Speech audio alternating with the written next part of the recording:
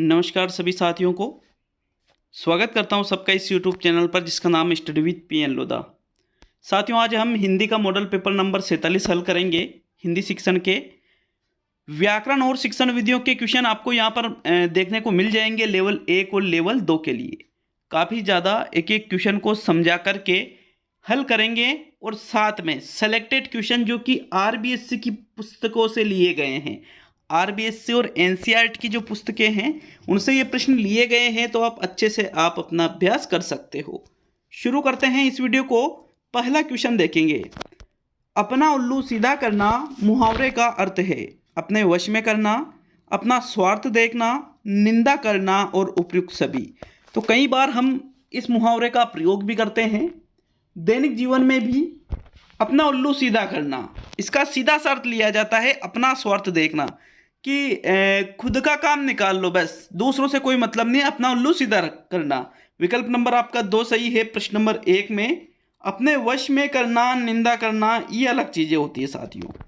प्रश्न नंबर 2 पे आते हैं। दूसरा क्वेश्चन, रामधारी सिंह दिनकर ओज के कवि हैं। वाक्य में किस चिन्ह का प्रयोग हुआ है? निर्देशक चिन्ह का प्रयोग हुआ है, विवरण चिन्ह का प्रयोग हुआ है, संक्षेपण चिन्ह का प्रयोग हुआ है या अवतरण चिन्ह का प्रयोग हुआ है? तो यहां पर देखिए, ये जो दिनकर शब्द में चिन्ह लगा हुआ है, रामधारी सिंह दिनकर, ये जो चिन्ह है ये निर्देशक है, विवरण है, संक्षेपण है या अवतरण है? तो साथियों, इसको अवतरण चिन्ह के नाम से जाना जाता है। किस नाम से जाना जाता है? अवतरण चिन्ह, जो कि 2 प्रकार का होता है। एक तो होता है इकहरा अवतरण चिन्ह और एक होता है दूहरा अवतरण चिन्ह। तो यहां पर देखिए, अगर ये एक कोमा लग रही है इधर ऊपर, इस प्रकार से कोमा लगी होती है, थोड़ी टाइपिंग में इस प्रकार का कोमा होता ही नहीं है, तो यहां सीधा लग रहा है, तो ये इकहरा अवतरण चिन्ह है। अगर जो यहां पर इस प्रकार से दोनों तरफ 2-2 कोमा टाइप के चिन्ह होते तो फिर ये दूहरा अवतरण चिन्ह होता। ये एक नॉर्मल जानकारी है जो आपको याद होना चाहिए। विकल्प नंबर 4 सही है आपके प्रश्न नंबर 2 में। प्रश्न नंबर 3 पर आते हैं। राम परीक्षा में असफल रहा क्योंकि वह पढ़ा नहीं। वाक्य रचना की दृष्टि से है सरल वाक्य है, ये एक संयुक्त वाक्य है, ये एक मिश्र वाक्य है या एक प्रश्नवाचक वाक्य है? देखिए, रचना की दृष्टि से वाक्यों के प्रकार में प्रश्नवाचक तो होता ही नहीं है। अब आपके सामने सरल, संयुक्त और मिश्र 3 ऑप्शन बच रहे हैं। राम परीक्षा में असफल रहा के नहीं है, ये मैं सॉरी है ना। राम परीक्षा में असफल रहा क्योंकि वह पढ़ा नहीं। तो यहाँ पर असफल रहने का कारण क्या है? क्योंकि वह पढ़ा नहीं, मतलब असफल की जो क्रिया है वो नहीं पढ़ने पर आधारित है। एक वाक्य दूसरे पर जहाँ पर आश्रित हो, आधारित हो, वहां होता है मिश्र वाक्य। कौन सा वाक्य होता है साथियों? वहां पर मिश्र वाक्य होता है। तीसरा विकल्प आपका सही है प्रश्न नंबर 3 में। प्रश्न नंबर 4, निम्न में से किसमें सभी शब्द अशुद्ध है? निस्संदेह, अधोपतन, वाल्मीकि। इकाइयां हिंदुओं, बुद्धिमती। श्रीमती, औदार्यता, व्यवहारिक। और निरोग, पुनरोक्ति और ज्योत्सना। तो एक बार आप अच्छे से वर्तनी को देख लीजिए, क्योंकि यहाँ पर मैंने उच्चारण में, बोलने में तो सही बोला होगा, लेकिन फिर भी आप वर्तनी को अच्छे से देखिए। आपको उस विकल्प का चयन करना है जिसमें सभी शब्द आपको अशुद्ध लग रहे हो। पहले विकल्प की बात करेंगे, निस्संदेह है, यह ससरोता वाला और जुड़ता इसमें, तो यह अशुद्ध है। अधपतन होता है, अधोपतन नहीं होता है, यह अशुद्ध है। लेकिन वाल्मीकि शुद्ध है, तो फिर आपको सभी अशुद्ध देखने थे। इकाइयां अशुद्ध है, बुद्धिमती में बड़ी की मात्रा लगती है, लेकिन हिंदुओं बिल्कुल शुद्ध है, तो यहां पर यह भी आपका राइट आंसर नहीं है। श्रीमती अशुद्ध है क्योंकि श्रीमती में बड़ी की मात्रा लगती है तय में। औदार्यता नहीं होता है, या तो उदारता होता है या औदार्य होता है, ये और ता प्रत्यय साथ साथ नहीं जुड़ते हैं, तो ये भी अशुद्ध है। फिर व्यवहारिक, व्यवहारिक जो शब्द होता है साथियों, व्यवहारिक शब्द ये अशुद्ध है, क्योंकि व्यवहार प्लस एक व्यवहारिक होना चाहिए। क्या होना चाहिए? व्यवहारिक। तो इसमें सभी शब्द अशुद्ध है, लेकिन यहां पर ये जो निरोग शब्द है, ये निरोग भी यहां पर बड़ी की मात्रा होती है, तो ये अशुद्ध है। पुनः प्लस उक्ति, पुनरोक्ति, पुनरुक्ति होता है, पुनरोक्ति नहीं होता है, ये भी अशुद्ध है। ज्योत्सना में भी आधा से लगता है, अर्थात यहां पर आपका जो तीसरा विकल्प है और जो चौथा विकल्प है, ये आपका राइट आंसर है, क्योंकि इसमें सभी शब्द अशुद्ध है। तीसरा विकल्प भी राइट आंसर माना जाएगा, चौथा विकल्प भी राइट आंसर माना जाएगा प्रश्न नंबर 4 में। क्यों? क्योंकि इसमें सारे शब्द अशुद्ध है साथियों। प्रश्न नंबर 5 पे आते हैं। मूढ़ का विलोम होगा मूर्ख, चतुर, अल्पज्ञानी और अज्ञानी। तो मूढ़ का विलोम, देखिए मूढ़ का विलोम मूर्ख नहीं होगा, क्योंकि मूर्ख और मूढ़ तो एक ही चीज होती है। अल्पज्ञानी और अज्ञानी भी नहीं होगा, बल्कि मूर्ख का चतुर या मूढ़ का चतुर। मूर्ख का पूछे तो भी चतुर होगा, मूढ़ का पूछे तो भी चतुर होगा। विकल्प नंबर आपका 2 सही है प्रश्न नंबर 5 में। आगे बढ़ेंगे साथियों प्रश्न नंबर 6 की ओर। प्रश्न नंबर 6 है, प्रत्यय की दृष्टि से अशुद्ध विकल्प का चयन कीजिए। जैव प्लस इक जैविक, व्यक्ति प्लस इक वैयक्तिक, बेटा प्लस या बिटिया, रक्षा प्लस अक रक्षक। बताइए सातवें क्वेश्चन का राइट आंसर। देखिए बात करें, रक्षा प्लस अक बराबर रक्षक बनता है। बेटा में या प्रत्यय लगने पर वो बन जाता है बिटिया। व्यक्ति में इक प्रत्यय लगने पर वो बन जाता है वैयक्तिक। लेकिन जैव प्लस इक जैविक गलत हो रहा है ये, क्योंकि जैविक जो शब्द है वो जीव शब्द में इक प्रत्यय लगाने पर बना है। जीव शब्द में इक प्रत्यय लगाने पर जैविक बना है, जैव शब्द में नहीं होगा। इसलिए आपका जो 7वें क्वेश्चन में प्रथम विकल्प है वो क्या है? अशुद्ध विकल्प है, और वही आपका राइट आंसर है। प्रश्न नंबर 8 पे आते हैं। भिन्न उपसर्ग का चयन कीजिए। स्वाधीन, स्वार्थ, स्वनिर्मित और स्वल्प। यहां पर भिन्न उपसर्ग का चयन करो आप 8वें क्वेश्चन में। देखिए स्वाधीन में उपसर्ग लगा हुआ है स्व प्लस अधीन। फिर स्वार्थ में उपसर्ग लगा हुआ है स्व प्लस अर्थ। फिर स्वनिर्मित में उपसर्ग लगा हुआ है स्व प्लस निर्मित। अर्थात प्रथम, दूसरा और तीसरा जो विकल्प है इनमें तो तीनों में स्व उपसर्ग लगा हुआ है। लेकिन स्वल्प जो शब्द है इसका निर्माण हुआ है सु प्लस अल्प।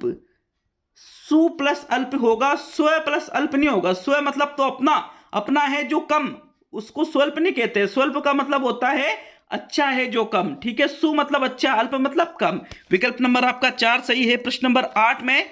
नेक्स्ट बात करते हैं प्रश्न नंबर 9 की। द्वंद्व समास किसमें नहीं है? धर्माधर्म, घर घर, रुपया पैसा, दाल रोटी। बताइए द्वंद्व समास इनमें से किसमें नहीं आएगा? साथियों यहां पर देखिए, दाल रोटी द्वंद्व समास है, दाल और रोटी। रुपया या पैसा, रुपया पैसा। धर्म या अधर्म, धर्माधर्म। लेकिन घर घर, घर घर में शब्दों की पुनरावृत्ति हो रही है, इसमें द्वंद्व समास न होकर ये अव्ययी भाव समास है। कौन सा समास है? अव्ययी भाव समास है साथियों। इसलिए आपका जो दूसरा विकल्प है घर घर वाला, ये द्वंद्व समास का उदाहरण नहीं रहेगा। तो यही आपको देखना था। दूसरा विकल्प आपके 9वें क्वेश्चन में सही है। बात करेंगे प्रश्न नंबर 10 की। आप भी पढ़िए वाक्य में काल है, वर्तमान काल, भूतकाल, भविष्यकाल और सभी। तो यहां पर तो मैंने भेद भी नहीं पूछे आज तो, जबकि पिछले टेस्टों में मैं भेद पूछता था अंदर के। लेकिन आप सिर्फ यहां पर आप भी पढ़िए, तो यहां पर आज्ञा दी जा रही है साथियों पढ़ने के लिए। वर्तमान में, वर्तमान काल का ये उदाहरण है। वर्तमान में आज्ञार्थ वर्तमान काल का ये उदाहरण है। विकल्प नंबर आपका 1 सही है 10वें क्वेश्चन में। नेक्स्ट आगे बढ़ते हैं प्रश्न नंबर 11 की ओर। तो आपके 11वां क्वेश्चन है, निम्न में से किसका बहुवचन नहीं बनेगा? चाचा, भांजा, भतीजा और साला। बहुवचन नहीं बनेगा। विकल्पों को देखिए, प्रयोग कीजिए, फिर आंसर बताइए। 11वें क्वेश्चन में देखिए, साला का बहुवचन होता है साले, भतीजा का बहुवचन होगा भतीजे, भांजा का बहुवचन होगा भांजे। लेकिन चाचा का बहुवचन क्या चाचे हो जाएंगे? क्या हो जाएंगे? क्या चाचा का चाचे हो जाएंगे? क्या नहीं होगा, ठीक है। इसलिए आपका प्रथम जो विकल्प है इसका बहुवचन नहीं बनेगा। प्रश्न नंबर 11 में फर्स्ट विकल्प आपका राइट आंसर है।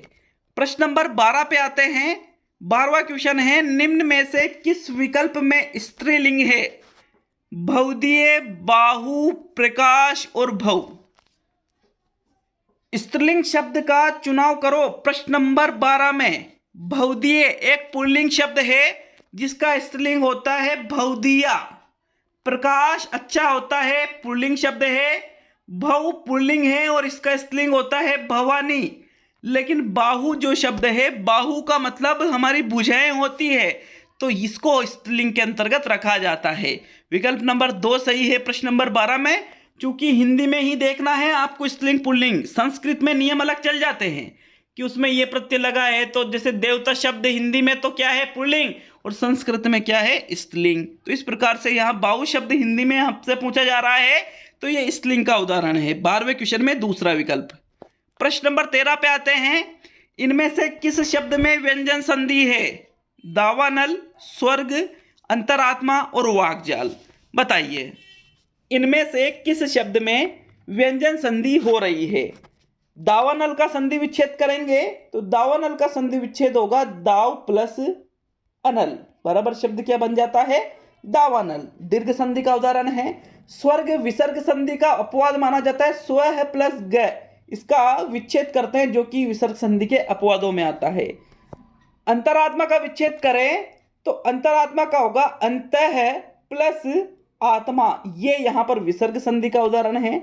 लेकिन आपसे पूछा क्या है व्यंजन संधि का, तो वाक जाल का विच्छेद होगा वाक प्लस जाल, शब्द क्या बनेगा? क का ग, वो भी आधा। ठीक है, ये यहां पर व्यंजन संधि का उदाहरण है। 13वें क्वेश्चन में चौथा विकल्प बिल्कुल राइट है। प्रश्न नंबर 14 की ओर आते हैं। 14वां क्वेश्चन है श्रृंग का तद्भव होगा सिंह, सिंगार, सियार और सेठ। मैं आपको बता दूं साथियों, ये जो श्रृंग शब्द यहाँ लिखा हुआ है ये इस प्रकार से शुद्ध होता है, लेकिन जब मैंने इसको टाइप किया तो ये एक लाइन आई नहीं, यहाँ पर हमेशा ही 2 लाइन आई। बहुत कोशिश की तो ये श्रृंग ये शुद्ध है। ठीक है, इसको आपको देखना है, वहाँ पर लिखाई में नहीं आया, लेकिन मैं आपको बता दूं कि ये जो श्रृंग है इस प्रकार से पूर्ण रूप से शुद्ध होता है, जो कि एक तत्सम शब्द है और इसका तद्भव होता है सिंह। क्या होता है? सिंह होता है। श्रृंगार का होता है सिंगार। ठीक है, श्रृंगार का क्या होता है? सिंगार होता है। और श्रृंग का क्या होता है? सिंह होता है। विकल्प नंबर आपका यहाँ पर प्रथम सही है। 14वें क्वेश्चन में प्रश्न नंबर 15 की ओर आते हैं। 15वां क्वेश्चन है बच्चे प्रारंभ से ही मातृभाषिक होते हैं, बहुभाषिक होते हैं, द्विभाषिक होते हैं और भाषा में कमजोर होते हैं। तो यहां पर राइट आंसर बताओ। तो यहां पर देखिए प्रारंभ से ही बच्चे, ऐसा नहीं है मातृभाषिक होते। मुझे पता है आप मातृभाषिक पे जा रहे हो, लेकिन बहुभाषिक इनको माना जाता है। बहुभाषिक का मतलब क्या हुआ कि जिस भी भाषा को आप उसको सिखाना चाहते हो, जिस भी भाषा को बालक सीखना चाहता है उस भाषा को वो सीख सकता है। इसलिए हम कह सकते हैं कि बच्चे प्रारंभ से ही बहुभाषिक होते हैं। दूसरा विकल्प 15वें क्वेश्चन में सही है। आगे बात करते हैं प्रश्न नंबर 16 की। 16वां क्वेश्चन है डाल्टन विधि के प्रवर्तक कौन है? Madam Maria Montessori, Mahatma Gandhi, Henry Caldwell cook और मिस एलन पार्क हर्स्ट। तो यहां पर देखिए डाल्टन विधि किसके द्वारा दी गई थी? मैडम मारिया मोंटेसरी के द्वारा तो मोंटेसरी दी गई थी, महात्मा गांधी के द्वारा बेसिक शिक्षा दी गई थी, हेनरी कोल्डवेल कुक के द्वारा खेल विधि दी गई थी और मिस एलन पार्क हर्स्ट के द्वारा डाल्टन विधि दी गई थी। विकल्प नंबर आपका 4 सही है 16वें प्रश्न में। आगे बात करते हैं प्रश्न नंबर 17 की। 17वां क्वेश्चन आपसे पूछ रहा है भाषा के सतत एवं व्यापक मूल्यांकन का उद्देश्य है। सीसीई का उद्देश्य पूछा जा रहा है। पहला, बच्चों की सीखने की प्रक्रिया को समझकर उपयुक्त शिक्षण प्रक्रिया अपनाना, अगली कक्षा में प्रोन्नत करने हेतु साक्ष्य जुटाना, बच्चों की त्रुटियों की पहचान करना, मूल्यांकन की परंपरा का निर्वाह करना। देखिए सीसीई इसलिए नहीं किया जाता है कि मूल्यांकन की जो परंपरा है उसको निभाया जाए। त्रुटियों की पहचान के लिए निदानात्मक परीक्षण होता है, प्रोन्नत करने हेतु साक्ष्य जुटाना ये तो परीक्षा में किया जाता है। लेकिन सीसीई क्या कहती है कि जो सीखने की प्रक्रिया है उसको समझो, बालक सीख कैसे रहा है और उसके बाद में उपयुक्त शिक्षण प्रक्रिया को अपनाओ। इसका यह मुख्य उद्देश्य माना जाता है सतत एवं व्यापक मूल्यांकन का। 17वें क्वेश्चन में प्रथम विकल्प बिल्कुल सही है। प्रश्न नंबर 18 पे आते हैं। ग्रामोफोन कैसा शैक्षिक यंत्र है? दृश्य श्रव्य और सभी। तो ग्रामोफोन हुआ, लिंगुआ फोन हुआ, टेप रिकॉर्डर हुआ, ये सभी श्रव्य सामग्री के अंतर्गत आ जाते हैं। सीता वाद्य यंत्र हुआ, ये सभी। ठीक है, विकल्प नंबर आपका 2 सही है प्रश्न नंबर 18 में। प्रश्न नंबर 19 पे आते हैं साथियों। 19वां क्वेश्चन है भाषा सभी विषयों के पढ़ने में है, अध्याय में है, केंद्र में है और प्रारंभ में है। तो भाषा सभी विषयों के किस में मानी जाती है? प्रारंभ में और अध्याय में और पढ़ने में ये वो भी बात इतना इंपॉर्टेंट नहीं है जितना ये माना जाएगा कि भाषा सभी विषयों के केंद्र में होती है, क्योंकि कोई भी विषय आप सीखना चाहते हो तो उसके लिए आपको लैंग्वेज वो आनी ही चाहिए, तभी आप उस विषय को सीख पाते हो।